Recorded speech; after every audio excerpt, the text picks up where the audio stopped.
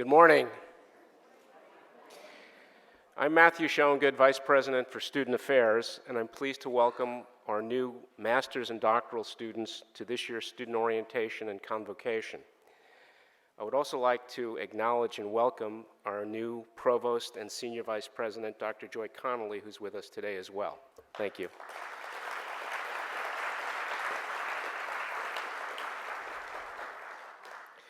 Before we begin, I ask that you please turn off your cell phones and keep them off until the program ends. Cell phone. Also, just a reminder that we will reconvene in the Prashansky Auditorium at 1 p.m. after lunch. Convocation brings together the community to mark the beginning of the academic year and is an important part of orientation for new students commemorating your transition to the academic life at the Graduate Center. It now gives me great pleasure to introduce Craig Kaplan, Chair of the Graduate Center Foundation Board of Trustees, who will now bring greetings.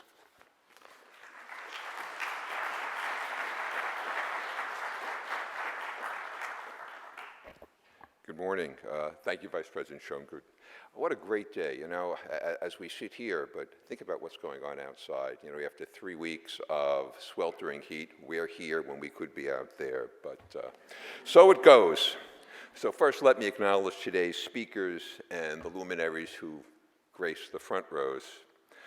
But more importantly, let me acknowledge the real luminaries here: faculty, students, administrators, support staff, all of whom, with a little help from, well, maybe a lot of help from their families and a little help from their friends, including the Graduate Center Foundation, from whose board I bring you greetings this morning. All of you make and will make the Graduate Center, the City University of New York, the extraordinary public, and I emphasize that word, academic institution it is. As we embark on a new academic year, it's hard not to sort of reflect a little bit on recent events. There's this old Chinese proverb. Now, it's often, I think, apocryphally attributed to Chairman Mao, but I checked the Red Book recently and it wasn't there. And it's often considered a curse. May you live in interesting times. Well, certainly this summer has brought us some interesting times. There was Brexit. Now, that shocked a whole lot of folks. And then we had conventions in Cleveland in June, in Philadelphia in July. There was some street activity in Dallas and Milwaukee, and the observable and devastating impact of climate change in Baton Rouge in Louisiana. And then we have lots of construction issues. For those of you who are locals, there's this whole debate about building affordable housing and required mandatory housing for people with less means. And then there's this discussion of a huge wall somewhere to the south. And with that, there's always a question of who is going to pay for all of those things, or both of those things. Now, some people have proffered some answers we'll have to see. Well, these are certainly interesting times indeed. And it is in such interesting times that this singular community, the community of the Graduate Center, becomes so much more important. Its teachers teach and provoke discourse. Its students hopefully grow, and they teach as well, as many of you will over the next couple of years. You all write and lecture. These are all serious activities that illuminate beyond this institution. This is, of course, what you will do. It's what you were trained to do. It's what you're here to do. And individually and collectively over the next year, I have no doubt that that's what you'll do. The curse of interesting times, however, I submit to you, demands more from us, especially because we are part of a public institution. This means that not only must we think, teach, write, study, converse, we must engage, each of us. We must participate, each of us. We must act, each of us, in the public arena, not only within the walls of academia. Individually and collectively, that's what is demanded by interesting times. And yeah, for most of us, this is in addition to our day jobs. It is this commitment of time and your massive talents and for some of you even maybe some treasure, to engagement, participation, and to activism. That's what's required. It's required from each of us. Now, it's substantially above my pay grade to tell you what exactly that means. That's up for each of you to figure it out. In the run-up to November, minimally, if you were eligible, exercise the franchise. That is a baseline. Beyond that, has to be more. Thus, that's the imperative for this next academic year. I suggest to each of you to embrace the challenge of interesting times here in the confines of this great public institution, but perhaps more importantly, beyond it as well. If we don't make our own histories, someone else will make them for us. Now, this opportunity that they've given me to speak to you, usually what I'm supposed to do is say hello, offer you a one-liner, you're probably obligated to laugh, and I get to sit down. And I've abused you for more than my allotted time. So I will sit down, but with a wish from the Graduate Center Board to a great successful 16 and 17 here at this great public institution. Thank you.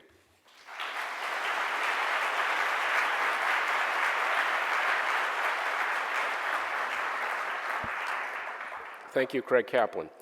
It gives me great pleasure to introduce Distinguished Professor of English and Director of the Futures Initiative, Kathy Davidson, who will bring greetings on behalf of the faculty.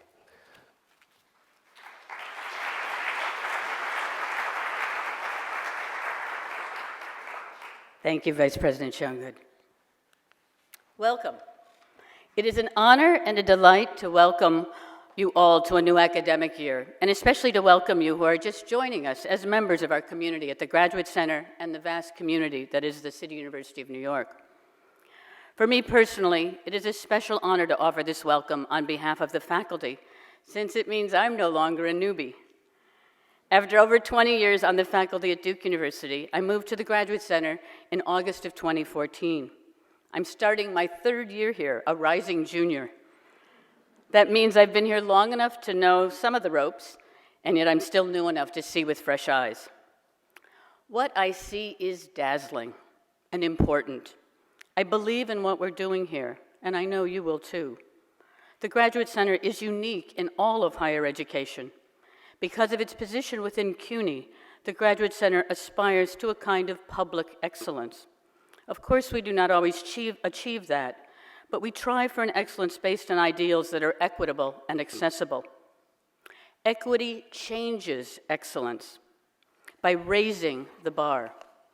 Excellence that is equitable exposes the redundancy of what Lani Guinier has called the tyranny of meritocracy, where unfair structures of inequality generate standards of excellence that ensure unfair structures of affluence. By contrast, at the Graduate Center, teaching, research, and public service embody a more ambitious mission, the democratization of true merit and the merit of democracy. Second, innovation. Throughout the Graduate Center, you will find many programs that lead intellectual, social, institution, and technological change. I know that innovation is a buzzword of business, but it's also a word with a distinguished history with Latin origins by way of Middle English that mean to refresh, restore, and renew. This is not the kind of shiny innovation that happens at corporations in Silicon Valley and then happens to the rest of us. Rather, it is innovation supporting equity so that through departments, centers, and programs here, we have various benefits, including an open online community where we can exchange ideas, or initiatives dedicated to equality and social justice, or centers for participatory forms of teaching and learning, or programs that ensure the best, most diverse CUNY undergraduates have the opportunity to become graduate students themselves one day, and possibly go on to lead the transformation of the intellectual, demographic, and racial inequities in our academic profession. I'm very honored to be part of the Futures Initiative here, and hope you might be interested in participating in 2 new grant programs that I'm fortunate to be co-directing this year. One is a Mellon Foundation grant in which the Graduate Center partners with LaGuardia Community College to train graduate students to teach in community college. We also hope some of our LaGuardia Humanities undergraduates might go on to graduate school and might even become professors someday.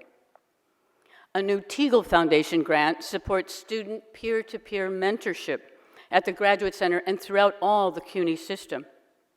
Both of these embody something that, to my mind, is definitional here. While you are doing your research towards a degree with some of the most renowned scholars in your field, you will also be teaching what you are learning to introductory students on CUNY campuses. I'm fully aware that is difficult work. It certainly deserves better remuneration. It is also precious. Your impact on those students and their impact on you inflects the complexity and character of scholarship here in ways I've not seen anywhere else. These are undergraduates like Estefany Marlin Gonzaga, one of the brilliant mentors in our Teagle program. Currently a senior at Baruch College, Estefany graduated from LaGuardia, where she made a powerful 7-minute video called "I Am Going to College Because." In her video, Sinatra croons "New York, New York" over the opening credits. During her interview with 30 CUNY students, a small flag appears for each person: China, Ecuador, Bangladesh, Mexico, South Korea, Dominican Republic, Indonesia, Puerto Rico, Pakistan, Colombia, Yemen, Myanmar, Peru, and of course, New York, New York. Why do you go to college, she asks each of them. I go to college because I want to do something I love. I want to help others. I seek equality and social justice. I care about people. I am a woman and want to see more women in STEM fields. I am the first person in my family to be able to write my own name, and I want to write it proudly. You will be the translator, week after week, of the best ideas in your field to those for whom earning a college degree represents the single most important opportunity of a lifetime. You cannot play this crucial role without having your own work deepened, invigorated, and renewed. I'm humbled by the brilliance and commitment of the students and faculty I've been able to work with at the Graduate Center and throughout CUNY. And I'm very, very happy to be able to welcome you as future members, contributors, and leaders of this very special community. Thank you.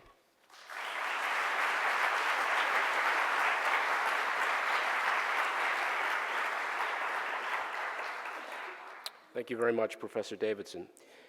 It's now my pleasure to welcome back to the Graduate Center Dr. Sabir Damoun, an alumnus of the class of 2013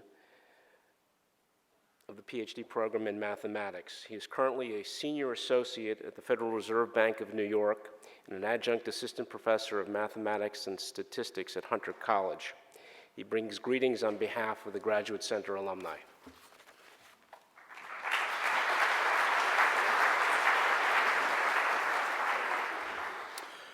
Well, welcome everyone to the Graduate Center. To our foreign students arriving for the first time in the United States, I extend a warm welcome to New York City. In my opinion, New York City is the greatest city in America. I would like to take a moment and thank President Robinson and administrators for allowing me this opportunity to come speak with you all today.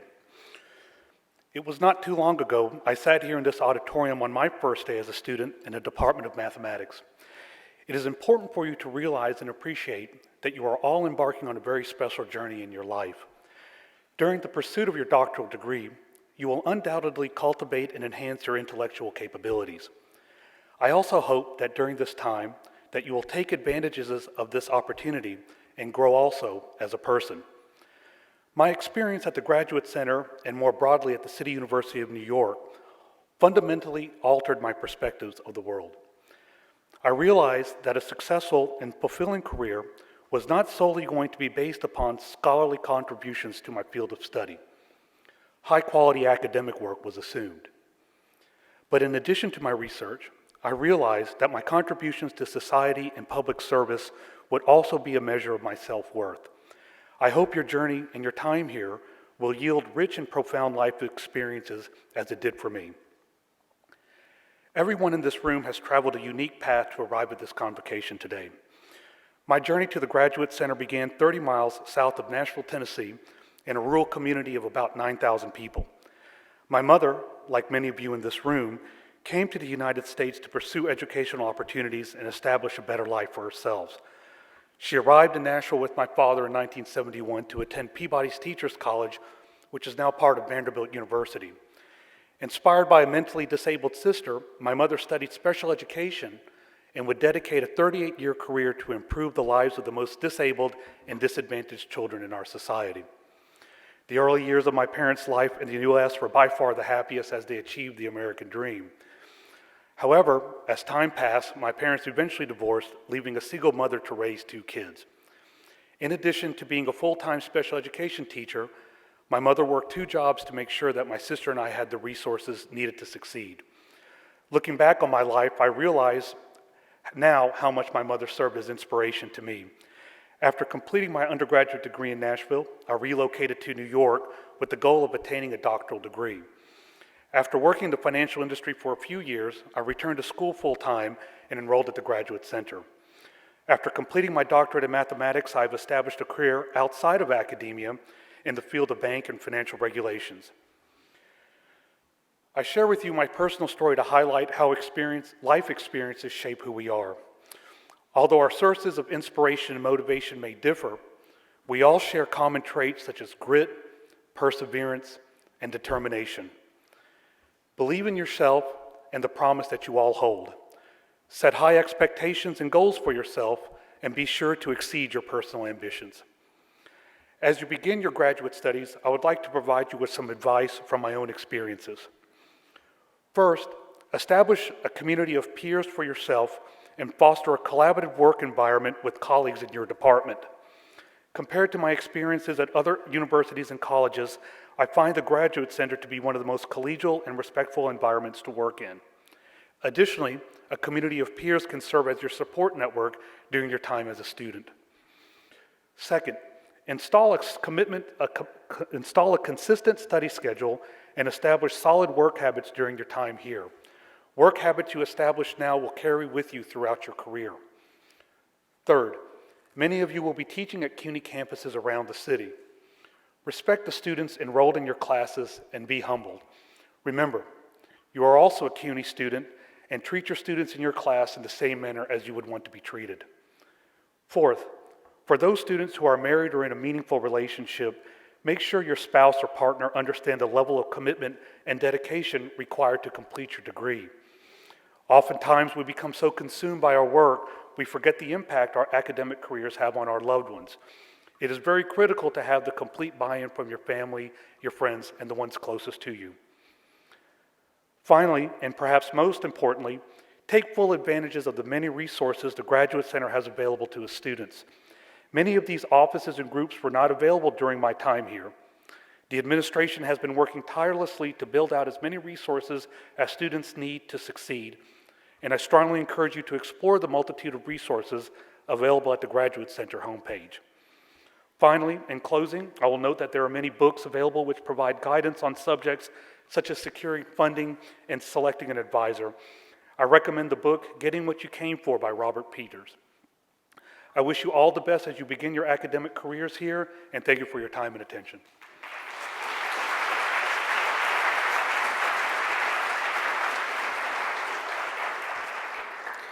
Thank you, Dr. DeMoon.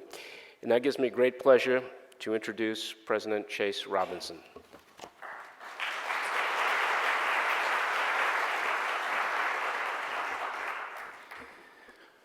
Thank you all very much. Sitting in the front row, especially as Subir mentioned, had been here a few years ago.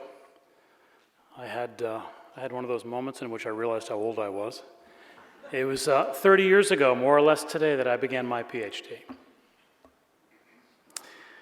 It's a great privilege to speak this morning, joined as I am by faculty, by members of our foundation board, by staff and colleagues, especially Joy Connolly, our new provost. It's a privilege because we celebrate the beginning of the academic year and because we welcome you, our new students. You number about 550 all told. Now, I'll avoid the convention of praising just how terrific and talented and diverse you are, but you are. You should feel real pride in joining the Graduate Center community. Never in our 55-year history has admissions been more competitive, or you our entering students, more accomplished. We share your excitement. We've chosen you, and you, us. We know that you'll succeed. I'm indebted, no, in fact, we're all indebted to Matt, Craig, Kathy, Subir, and Marie-Ange for sharing their thoughts and their talents today. We've assembled in an auditorium named after Harold Prushansky, a professor of environmental psychology who was president of the Graduate Center from 1972 to 1990.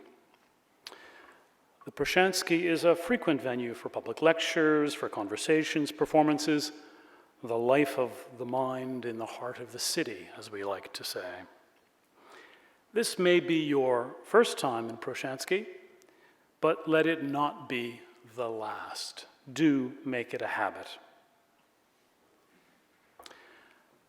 Now, in colleges and universities, convocation, the calling or summoning that begins the academic year, is bookended by commencement, another self-important word that confusingly denotes its end. A degree completed, one commences with one's life or career, or so is the idea. What we call the beginning is often the end, and to make an end is to make a beginning. That's how T.S. Eliot put it in Little Gidding, a meditation on time, language, change, and much more besides. The end is where we start from, as Eliot puts it. It's because you've brought your undergraduate degrees and your master's degrees to such successful ends that you're making this beginning. I find myself in our program between Subir, who has recently finished his degree and made a wonderful start to his career, and Marie-Ange, who, in beginning her DMA at the age of 18, must be setting a Graduate Center record for precocity. Sandwiched between a mathematician and a musician, but also affected, as we all are, by an extraordinary succession of political and social convulsions, I found myself thinking about beginnings and ends, about knowledge and practice, and so about the responsibilities that we, as scholars and graduate students alike, all bear. You may not know it, I certainly didn't, but in beginning your graduate study, you begin to acquire responsibilities. And one is ensuring that you put the knowledge you will create to the right ends. A moment ago, I used the word convulsion. I used it advisedly. It captures, I think, the impact and reflex of the violence that we've been witnessing. Carnage that feels so quotidian, and precisely because it has become routine, threatens to dull our feelings of shock, outrage, and grief. Convulsion also captures the ruptures and crises that constitute this, our age of political discord, polarization and rancor. These too have started to feel natural. Of course, it's not just in America, which celebrates itself in national myths of opportunity, that optimism is giving way to fear, even dystopia. And it's not just Americans, 2/3, according to one recent poll, who state that we're on the wrong track and who pine for a populist authoritarianism that reassures.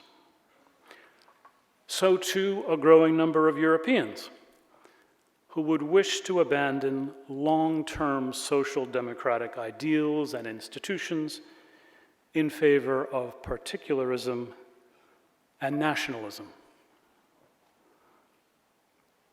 Globalization is an important part of the explanation. not only does it shift jobs, it also corrodes or destroys local traditions and spawns especially malignant forms of parochialism, xenophobia, racism, sectarianism. Two political crises this summer, both thousands of miles away and both of personal impact for me, speak to academic responsibilities. The first on June 23rd was the Brexit vote. I may not sound it, but by passport, I can count myself British, having spent 14 years in the UK where my children grew up and where one still lives. When I woke up on the morning of the 24th, my first thought was that my passport, like the pound, had been devalued overnight. My second, and I think my better thought, was the recognition that passports mean different things to different people. To me, my UK passport was at once a token of a multicultural and tolerant Britain, the London of my experience and imagination. It was also a certificate of inclusion in that larger transnational project that is the European Union. But passports are polyvalent. As our own John Torpy has written, they are nothing if not instruments of national control.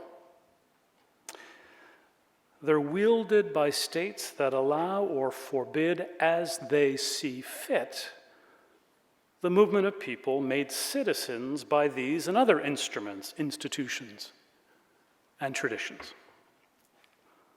In his Refugees Conversations, Bertolt Brecht has a character named Dumpy call the passport a person's most precious organ. Its validity eclipses an individual's character.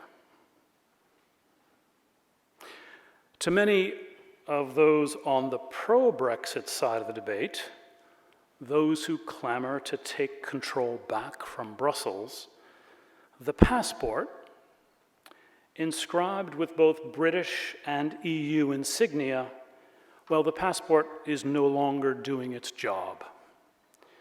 Removing that EU insignia will make the passport a sharper instrument of exclusion, or so they imagine. The second event that had some personal impact on the 15th and 16th of July was the failed coup in Ankara and Istanbul. By no definition can I count myself Turkish. But the history of the Middle East happens to be my area of expertise. More important, on the 16th, a Saturday, my Turkish father-in-law was hours away from returning to Germany from Istanbul, where he'd been visiting family. He also holds 2 passports. So my wife and I were up half the night. We were following the news as an anti-democratic movement sought to topple what it regards as an increasingly autocratic government. And we were wondering where and how my father-in-law was. We were ambivalent, confused, and worried. As you know, the Brexiters won, and they're now trying to work out the consequences of their victory. The coup plotters lost, and a massive purge, military, political, legal, and academic, is now underway. For all of the contrasts, Britain and Turkey both illustrate the allure of what I'll call imperial nostalgia and authoritarian nationalism, and with it, the responsibility of the historian. In Britain, one can find a parochial narrative of non-European identity, a distinct Britishness that features a glorious Elizabethan break from Catholic Europe and which crystallizes in empire.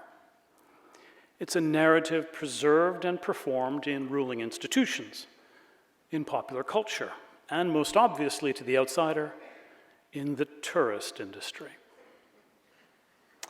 In Turkey, there's a comparable narrative of a glorious Ottoman past, one that is similarly conjured and curated. Soap operas of the 16th century are the analog to Downton Abbey. Mammoth neo-Ottoman palaces, their ceremonial guards caparisoned in Ottoman dress, these parallel the Queen's guards at Buckingham Palace. Opportunistic politicians have even been mocked on social media for wearing Ottoman headgear. There's much that is benign here, even a comic absurdity in the spectacle. But we shouldn't allow ourselves to be distracted from the malignant. Chauvinism, ethnocentrism, racism. These can lurk in the dark hallways of such palaces. The harder right you travel in the UK, the more differential the attitude to order, the deeper and more exclusive the sense of Englishness, and the greater the celebration of a commonwealth that, because it is white, or so it is imagined, remains open for immigration. Remembrance, in the striking phrase of David Reef, can serve as hatred's forge. Commemoration, the present in drag. At some level, ritual and sponsored memorialization always reflects ideology and politics. Marita Sturken has shown how two American memorials, to the Oklahoma City bombing of 1995 and to 9/11, narrate a myth of national innocence, one that is belied in reality by the exercise of American state power. It falls to scholars to insist on the difference between myth, staged, directed, projected, and history, which is unruly, spontaneous and organic, which spreads blame, which documents promises kept and promises betrayed, abundant possibilities and few inevitabilities. Genuine understanding of the past thus comes with responsibility for the present. Now, my comments are not addressed only to historians-to-be. None of us, mathematician and musician alike, is off the hook. We all bear responsibility to ourselves, to our friends and family, to the public who fund us, and to the disciplines and institutions that will welcome us. Embedded within the example I just described is arguably the most fundamental responsibility of all, to knowledge itself. It's true that the wars and genocides of the early and mid-20th century disabused us of many moral certainties.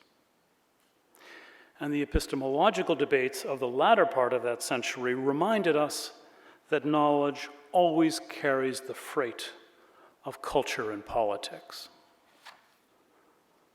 Still, our claim to authority, to influence debate, inform policy, this must be grounded in the elements and engineering of knowledge, careful reading and observation.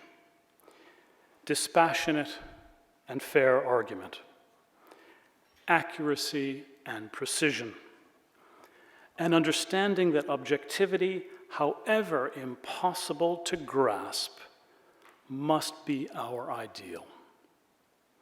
This is especially the case because we live in an age awash with data, information, and opinion, one in which facts can be wished away because they're incompatible with conviction.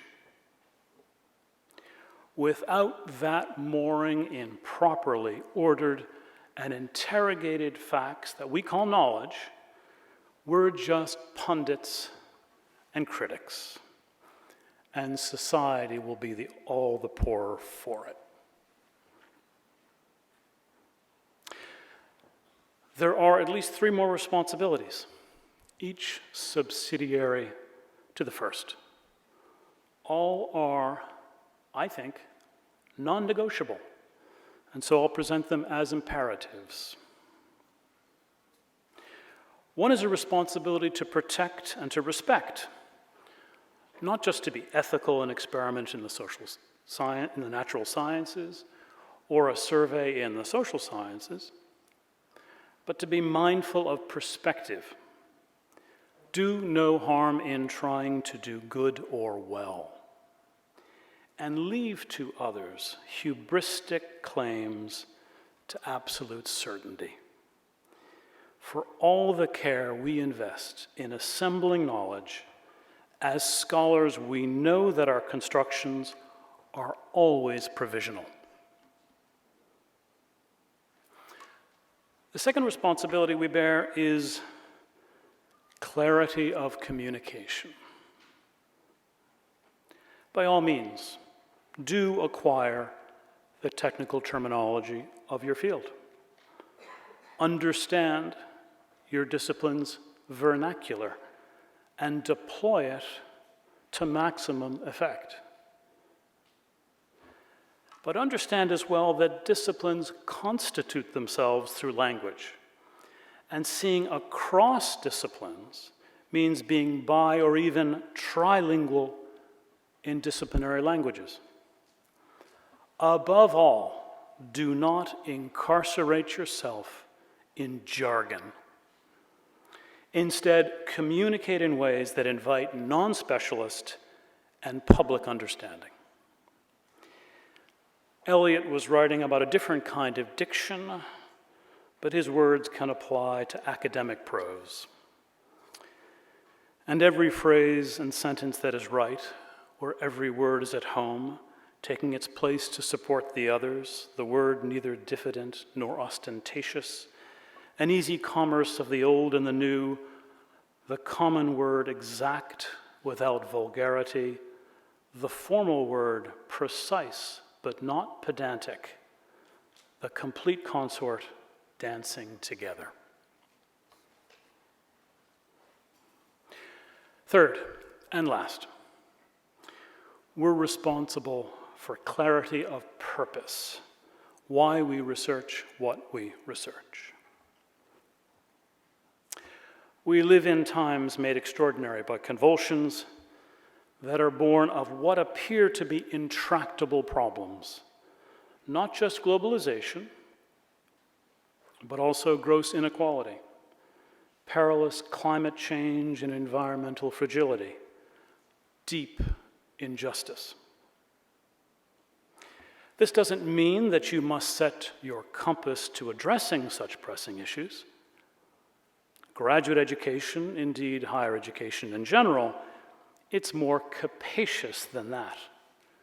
It cultivates not just problem solving of an applied sort, but critique, aesthetic celebration, theoretical adventure, and again, much more besides. When I was a first-year PhD student, I had my head in the clouds. I had to stumble over the obvious fact that who Muhammad was, or what jihad meant, well, these mattered. However applied or arcane or abstract the work that you choose to do, your responsibility is that it matter.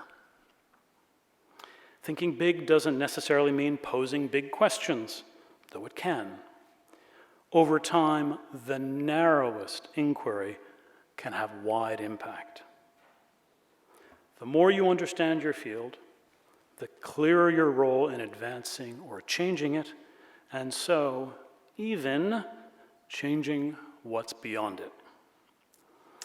To me, that's a life's work for good purpose.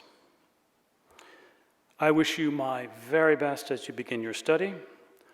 I look forward to seeing you either here or at a community meeting, perhaps even in my office hours. Thank you very much.